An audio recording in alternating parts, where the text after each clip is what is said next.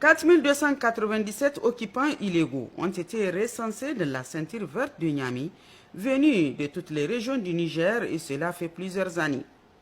Ce qui n'est pas sans conséquence au niveau de ces espaces publics ou zones déclarées d'utilité publique. Mais qu'est-ce qu'une zone déclarée d'utilité publique? Sa limite et son importance, le capitaine commandant de la brigade régionale d'environnement de Niamey donne des précisions. Comme les autres espaces verts sont protégés par la loi 2004-040 du 8 juin 2004 portant régime forestier du Niger et plusieurs autres décrets, notamment le décret 2004-200 portant protection des espaces verts et de la ceinture verte. Maintenant, il y a encore le décret 2023-039 qui exproprie certaines parties de la ceinture verte pour cause d'utilité publique. Elle va concerner tous les taudis qui sont dans cette zone. Et là, elle va concerner aussi le bloc qui va de police secours au niveau de Bolloré et ensuite de police secours vers Bassora. Toute cette zone-là sera concernée. Pour profiter de ces espaces de l'État pour le bien-être des populations, les autorités régionales à travers le Conseil régional de sécurité CRS a mis en place un plan de communication qui consiste à sensibiliser les occupants illégaux de la ceinture verte avant une opération de déguerpissement qui sera effectuée en 2 phases.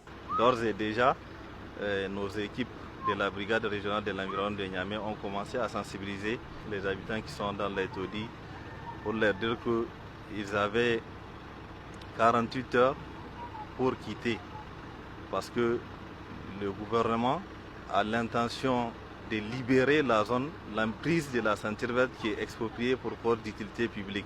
Il y a 2 phases et la première phase, elle va commencer avec les taudis que vous voyez autour de nous. Il faut qu'ils sachent que après le délai donné là, on va commencer effectivement le déguerpissement. Il s'agit de leur dire que tous ceux qui peuvent aller chez quelqu'un, un parent à Niamey, ils ont le droit de le faire, ils peuvent partir. Maintenant, ceux qui ne connaissent personne à Niamey, qui n'ont pas quelqu'un qui peut les abriter, qui peut les loger, on a encore prévu de les amener dans leur village. On va amener des véhicules qui vont les transporter chez eux. Et on a recensé aussi quelques familles étrangères. Ceux-là aussi vont faire partie de l'opération, mais eux, on va les prendre et on va les mettre à la disposition de leur ambassade. Il y en a quelqu'un tout à l'heure qui nous a dit que ça fait 30 ans qu'il est ici. Donc 30 ans qu'il est là illégalement. Et l'État a décidé cette fois-ci de leur faire partie. Après cette phase-là, il y aura une seconde phase qui, elle, va concerner ceux qui ont construit en matériaux définitifs dans l'emprise de la ceinture verte expropriée pour cause d'utilité publique. On va donner un temps à ces occupants-là. On va les notifier par voie d'huissier qu'ils doivent se préparer à quitter.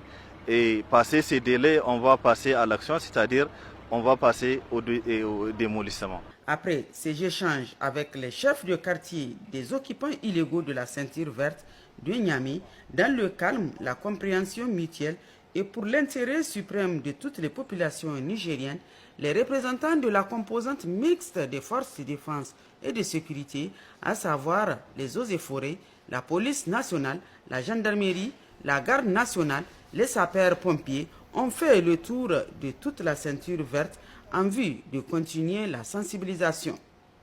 Une sensibilisation qui avait commencé depuis le mois de février et continue avant le jour J des opérations de déguerpissement.